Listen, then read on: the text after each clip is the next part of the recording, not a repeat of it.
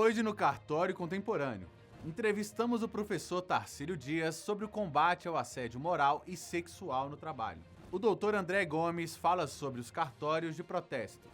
Tudo isso e muito mais no Cartório Contemporâneo.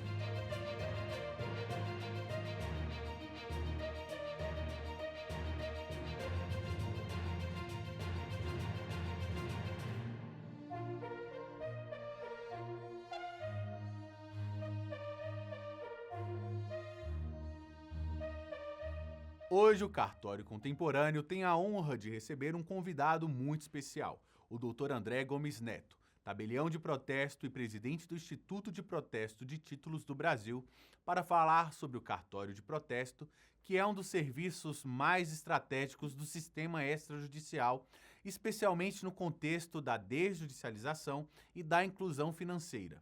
Hoje queremos entender como a tecnologia e as parcerias institucionais têm impulsionado essa transformação.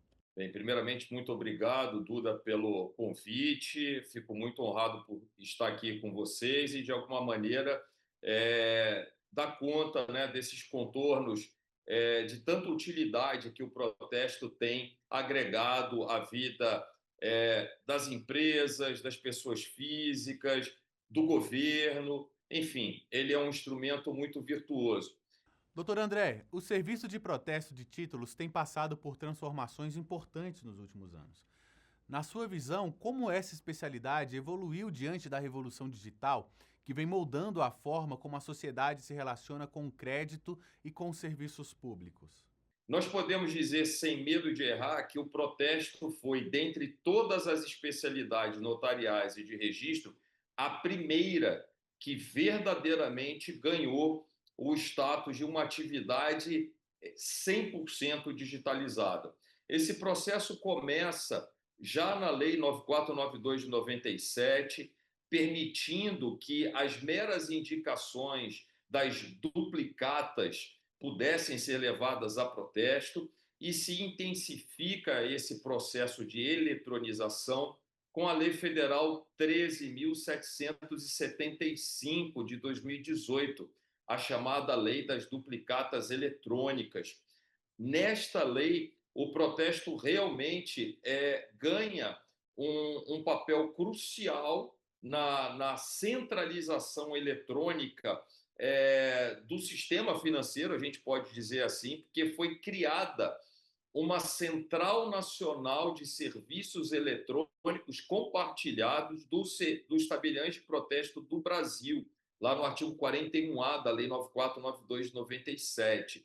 Isso permitiu um grau de desburocratização ímpar, ou seja, através de uma única porta nacional, todo o movimento de títulos e documentos de dívida, quer seja da iniciativa privada ou da iniciativa pública, podem ser encaminhados a qualquer um dos 3.864 tabelionatos de protesto do Brasil.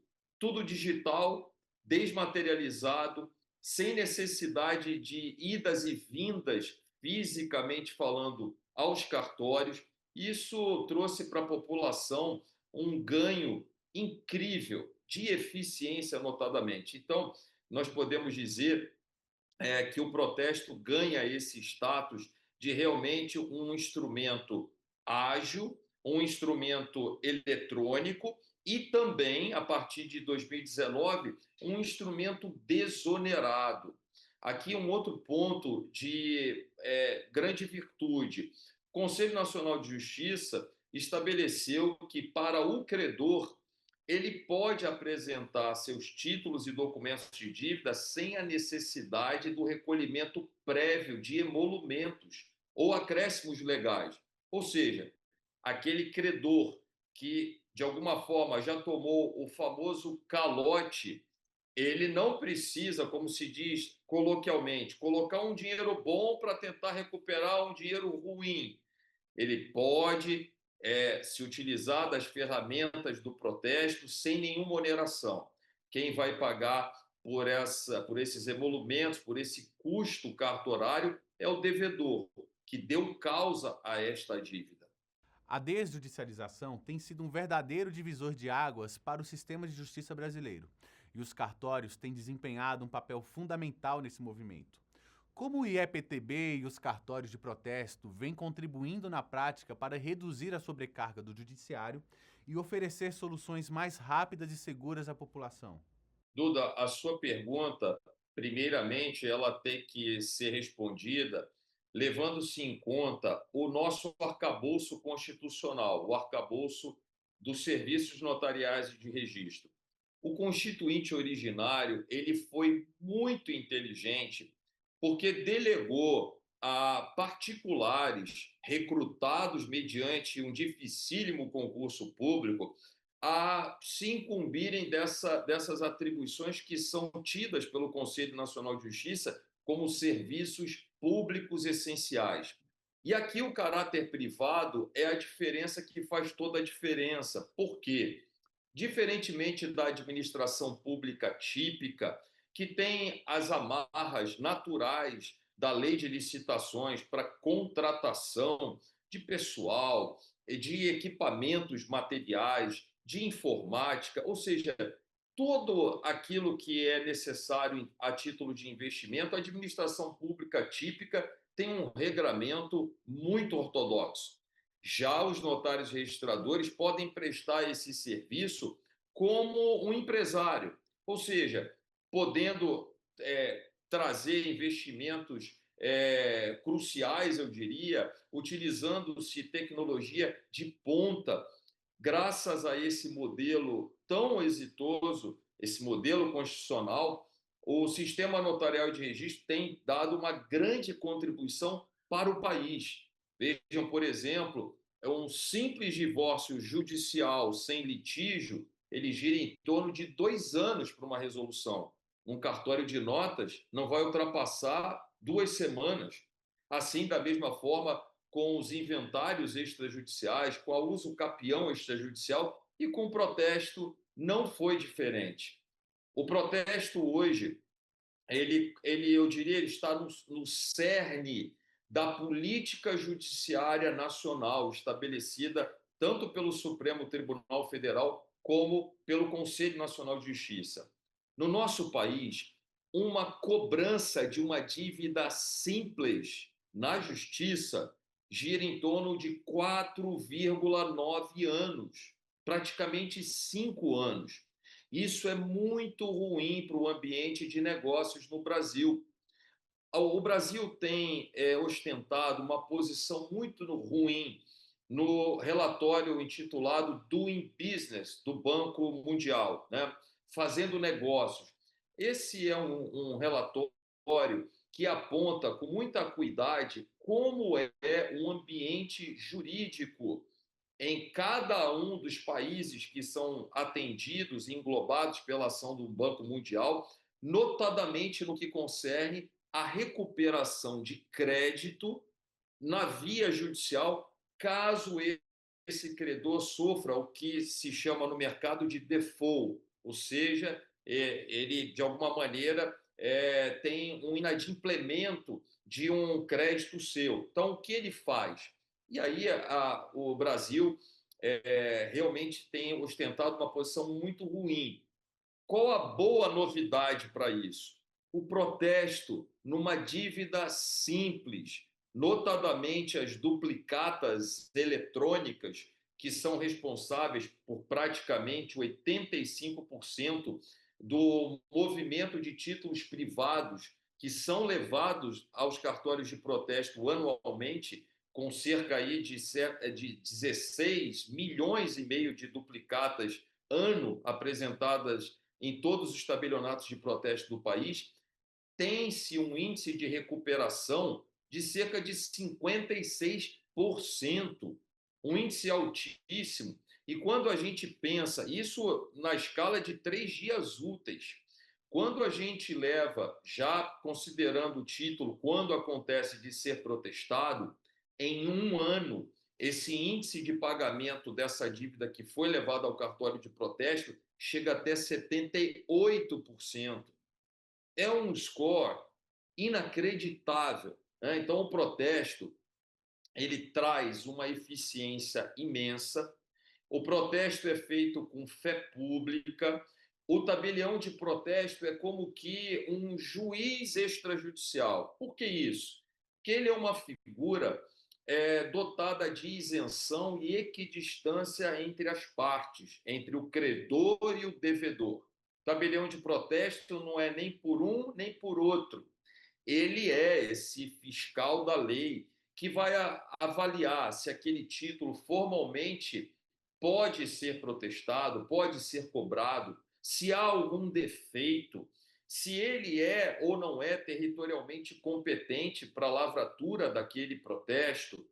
O devedor, que é a parte economicamente mais fraca, no tabelionato de protesto, conta com a oportunidade de receber uma intimação, em regra, pessoal.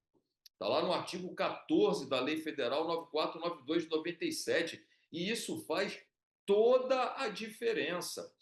Diferentemente da chamada negativação direta, que é uma cobrança simples, baseada lá no artigo 43 do Código de Defesa do Consumidor, que fica a cargo dos chamados birôs de crédito, em que essa cobrança, ou essa coloquialmente chamada negativação direta, ela é precedida de uma correspondência simples. E, na maioria das vezes, mais de 50% das vezes, essa correspondência não chega para o devedor. E quando é que esse devedor passa a saber que está com o nome sujo? Geralmente no momento que ele mais precisa, quando ele vai financiar um veículo, quando ele vai financiar a sua casa própria, quando está se aproximando as compras de Natal e ele descobre, quando tenta fazer um crediário, que está com o nome sujo, que foi alvo de uma cobrança e de uma correspondência simples que nunca chegou. No protesto, não. Protesto há que ser mediado necessariamente, pelo menos, por uma intimação com AR, com aviso de recebimento. É uma intimação cara, é muito custoso operar um sistema de comunicação quando o tabelionato não conta com um corpo de funcionários destacado para essa missão, com a garantia da ciência qualificada, com aviso de recebimento. Isso traz para esse devedor algo que é fundamental: certeza dessa cobrança, a partir de uma publicidade direta. E com isso, esse devedor pode exercer os seus direitos. No protesto, ele, devedor, por exemplo, conta com uma figura chamada contraprotesto. O que é o contraprotesto? Esse devedor, se perceber, por acaso, se essa dívida já foi paga, ela não poderia ter sido levada a protesto, ou que essa dívida não tem causa, uma duplicata fria, ou seja, uma compra e venda que ele nunca comprou uma mercadoria ou contratou um serviço e eventualmente está sendo cobrado. Ele, devedor, pode juntar suas provas, suas razões e fazer acostar esse contraprotesto no registro do protesto. Com isso, ele já conta com uma prova pré-constituída em seu favor, inclusive para entrar no judiciário, ou seja, ingressar com uma ação de dano moral ou dano material, ou seja, tentando reparar esse prejuízo. Ou seja, o devedor, graças a essa fé pública, graças à necessária ciência dessa cobrança, pode exercer os seus direitos como a parte economicamente mais fraca dentro dessa relação creditícia. Então, o protesto, graças a esses predicados, e some-se a eles outros, como a interrupção da prescrição, né, que está lá no artigo 202, inciso 3º do Código Civil, que faz com que os prazos prescricionais contemplados pelo Código Civil, uma vez a dívida sendo protestada, que esse prazo volte a correr do zero. Então, isso é a melhor notícia que um advogado pode querer ter. E também isso é verdadeiro para os entes públicos agora. Passou o mesmo efeito da interrupção da prescrição passou a valer também para os créditos públicos. Então, o protesto ele passou a ser, por todos esses predicados, por todos esses atributos, um meio preferencial de cobrança e com uma grande vantagem para a sociedade. O protesto conta com a supervisão permanente do Poder Judiciário.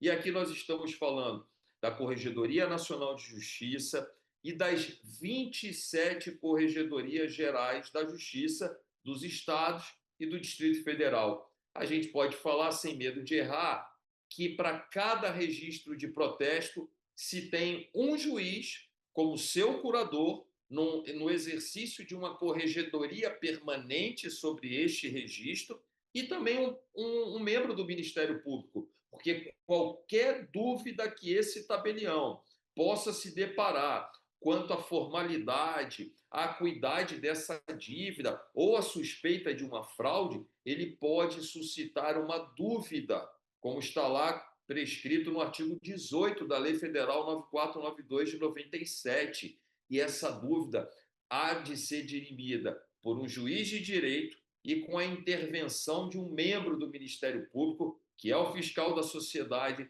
e é o fiscal da lei. Ou seja, nós temos talvez um modelo de controle preventivo de legalidade que poucos países no mundo possuem. E é essa virtude toda que traz números tão eloquentes, tanta segurança jurídica para pessoas físicas, para empresas, quer na qualidade de credores, quer na qualidade de devedores. Doutor André, foi uma honra contar com sua presença no Cartório Contemporâneo. Muito obrigado por compartilhar seu conhecimento e nos ajudar a entender melhor os avanços que tornam os cartórios cada vez mais próximos da sociedade. A CNR agradece o apoio incondicional do IEPTB na realização do programa Cartório Contemporâneo. Conte sempre com a Confederação como espaço de apoio, informação e integração. Sou eu que agradeço. É uma honra também para o IEPTB poder contribuir com essa difusão de conhecimento, né? Precisamos que a sociedade conheça cada vez mais os cartórios e, assim o fazendo, vai conhecer cada vez mais os seus direitos, também os seus deveres. E esse nosso canal ele é muito útil, muito proveitoso para esse fim. Então, continuem contando com o apoiamento institucional do IEPTB para esse grande trabalho que vocês fazem. Tá? E eu agradeço a vocês por poder estar aqui e, de alguma maneira, compartilhar alguma coisa que temos feito à frente do IEPTB nessa missão, que é uma missão que muito nos honra.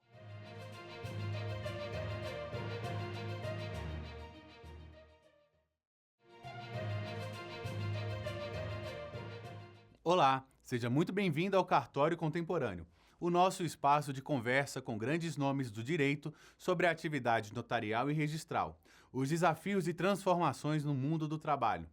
Hoje temos a honra de receber um convidado muito especial, o professor e especialista em segurança no ambiente de trabalho, que nos ajudará a entender temas atuais da saúde e modernização nas relações laborais. Professor, muito obrigado por estar aqui conosco.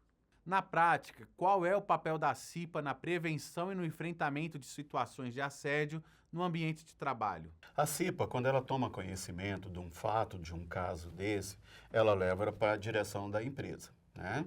Para que a empresa tome os conhecimentos e tome as atitudes necessárias para poder frear esse tipo de assédio. Então, por isso que a organização, por exemplo, você tem 4 pessoas, 8 pessoas, 12 pessoas numa CIPA, na Comissão Interna de Prevenção de Acidentes e Assédio Moral e Sexual. Então, ele se torna um fórum, ele se torna um órgão dentro da empresa, que ele é muito valorizado, ele é respeitado dentro da empresa e o trabalhador tem alguns momentos que ele conversa com os membros da CIPA, ele leva os assuntos para os membros da CIPA e não leva para a gerência, ele não leva para a direção da empresa, que muitas vezes ele não tem acesso.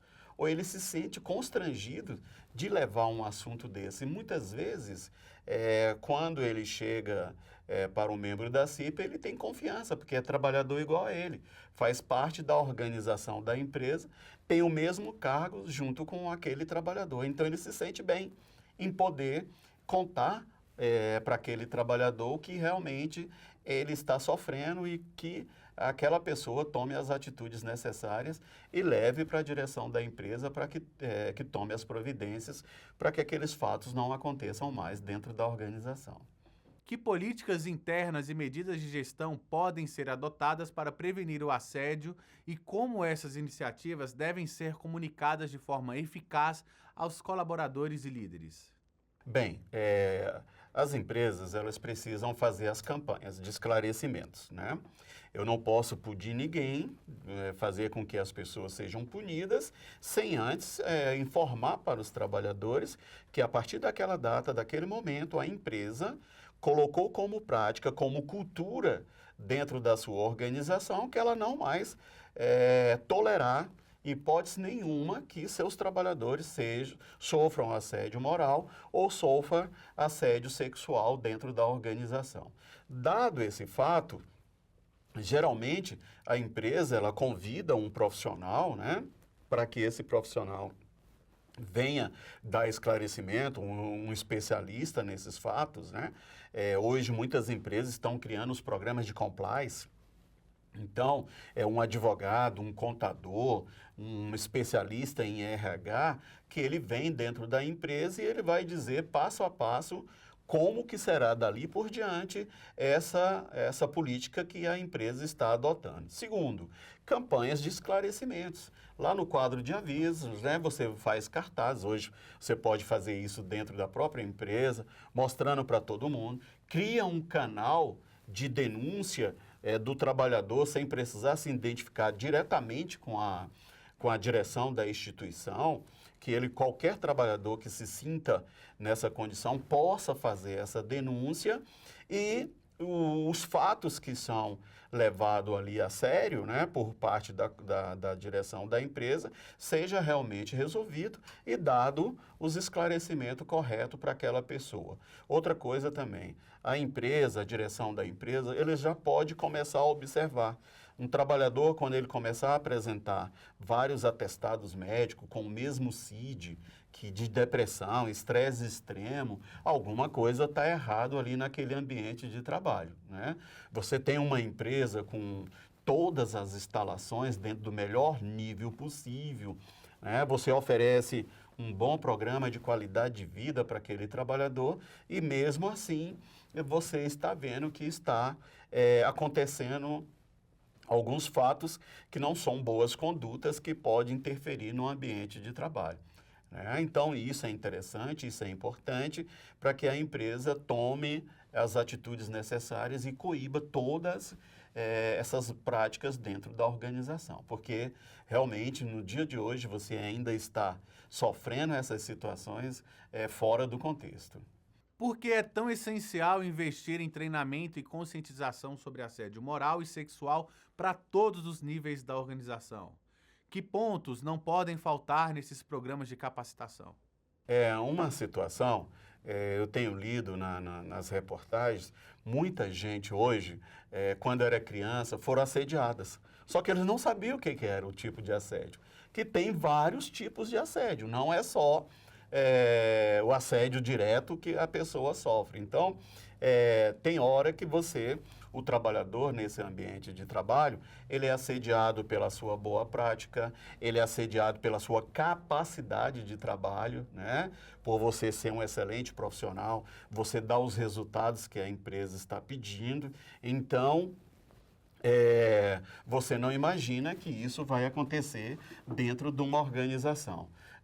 Eu tomei conhecimento, eu fui dar uma palestra numa empresa e a funcionária, né, veio falar comigo que ela foi demitida da organização anterior porque ela era bonita demais e ela causava problemas dentro da organização. Imagina, isso é critério que se use, né, para você dispensar uma pessoa, para que você retire aquela pessoa dentro daquele ambiente de trabalho. Então, o tipo de assédio, a pessoa só vai perceber a partir do momento que ela vai sofrer esse assédio. Pode ser exigências de trabalho que você não é da sua alçada, exigir de você que você entregue trabalho acima da sua capacidade, que você realmente não vai dar conta, não cabe dentro da sua jornada de trabalho, exigências até da forma como você se veste, até da forma como você se apresenta dentro da empresa. Então, tudo isso é um assédio que você tem